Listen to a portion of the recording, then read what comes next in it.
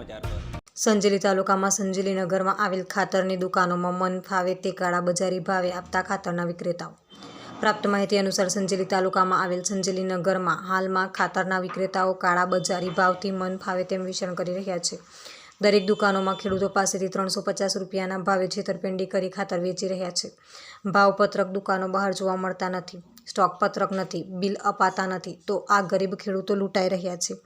ખેડૂતોની માંગ છે કે તંત્ર તાત્કાલિક અસરથી તપાસ કરી વિક્રેતાઓ સામે કાયદેસરની કાર્યવાહી હાથ ધરવામાં આવે તેવી લોક માંગ ઉઠવા પામી છે.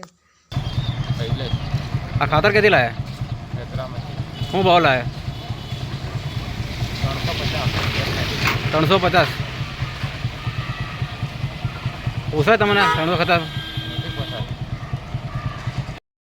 ખેરી ખાતર 350 ક્યાંથી લીધી? આ ભાવ મને પોસાય આ ભાવે?